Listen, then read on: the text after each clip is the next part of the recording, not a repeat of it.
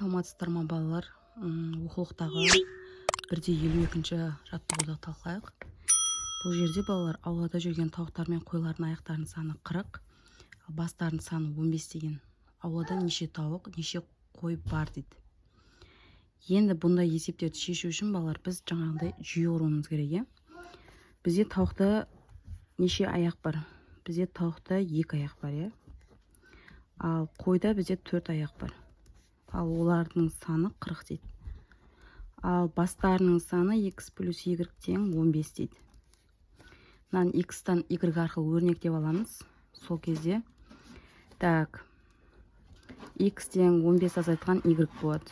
Енді мына жердегі орнына қоямыз. Сонда 2 15 азайтылған y плюс 4y тең 40 болса, 30 азайту 2y плюс 4y 40. Азайт жерсек 2y болады. Тең 40-тан 30-ды азайтатын болсақ 10 болады. Y-іміз сонда 5-ке тең екен. X-ті табу үшін не істейміз? 15-тен 5-ті азайтсақ бізде 10 болады екен. Сонда бізде 10 тауық, 5 қой бар деген сөз. Балалар, енді номері 1-53-ші есеп талқылайық. Бұл жерде турбазаға демалысқа келген 83 адам, жалпы саны 25-ке тең үйлер мен шатырлар орналастырылған. Егер әрбір үйге 5 адамнан, әрбір шатырға 2 адамнан орналасқан белгілі болса, турбазада неше үй бар, неше шатыр бар дейді. Бұл жерде біз не істейміз? Жүйе құрамыз. Бұл жерде біреуін x, үйді x, шатырды y деп белгілеп алсақ, былай болады бізде. Олардың жалпы саны 25 дейді. Сонда бізде x плюс y-іміз 25-ке тең. Ал үйдің саны бізде 5 адам, егер әрбір үйге 5 адамнан болса, 5x плюс әр шатырға 2 адам болса, 2y тең 83 деп есептеп аламыз. Енді бұл жерде мына жерде x y арқылы өрнектеп алып істейік. Так, x 25 азайтылған y болады. Енді осы x-ның орнына барып қоямыз. Сонда 5 25 азайтылған y плюс 2y 83 болса, 125 минус 5y плюс 2y тең 83. Мынамен азайтсақ 3y болады. 83-тен 125 азайтсақ минус 42 болады. Енді бөліп есетін болсақ, y-іміз бізде 14 болады балар. Сонда 14 шатыр бар деген сөзді бізде. Шатыр бар.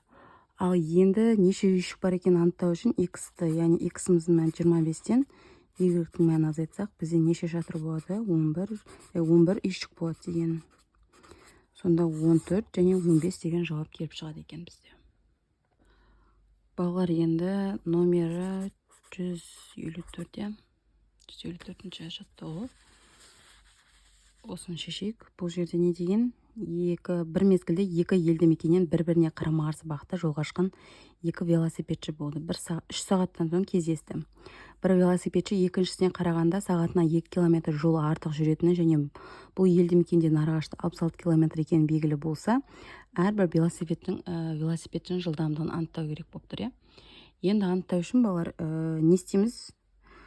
Бірінші велосипедшінің x десек, так.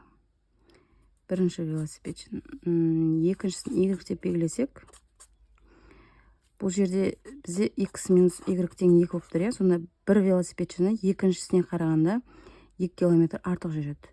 Енді бізде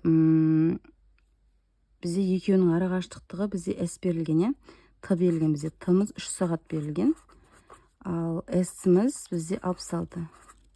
Осы жерден біз жылдамдықты анықтап алатын болсақ, s-ті тағы бөліп жібереміз. Сонда 66-ны 3-ке бөлсек 22 болады бізде. Енді жүйе құрайық балалар. Енді жүйе құратын болсақ, x минус y тең 2, x плюс y тең 22 деп аламыз. Енді x y арқылы өрнектеп алатын болсақ, мына жерге орнына қояйық. Мына жерде x тең y плюс x тең 2 плюс y болады. Енді бұл жерге барамда x-ның орнына қоям енді мына жерде. Былай бөліп қойыншыдан. Так, енді 2 плюс y плюс y 22. Мынаған қоссам 2 y тең азайтылып кетеді, 20 болады, y тең 10 болады. Ал енді мына жаққа қоятын болсам, x табу үшін 2 плюс 10 12 деген сөз. Сонда біреуінің жауабы 12, біреуінің жауабы 10 болады деген сөз, балалар. Балалар, номері 1/56. 3 жер алқабының ауданы 60 гектарға тең дейді. Бірінші алқаптың ауданы барлық ауданның 25%-не тең. Екінші және үшінші алқаптардың ауданы 4/5 қатынасына тең болып тұр. Алқаптардың әрқайсысының ауданы қандай деп сұрап тұр. Бірінші алқап бізде 25%-ін құрайды дейді. Бұл 100%-ің 4/1 бөлігін құрайды деген сөз. Ал екінші бізде 4x болса, үшіншісі 5x қатынасында дейді. Кәдімгі пропорцияға аламыз, яғни мына жерде енді 4/1 бөлігі, яғни 60 гектардың жаңағы 60 гектардың 25%-і бізде 15-ге тең болып тұр ғой. Енді так былай жасаймыз. 4x плюс 5x плюс 15 гектар тең бізде общий гектар бізде 60 болып тұр.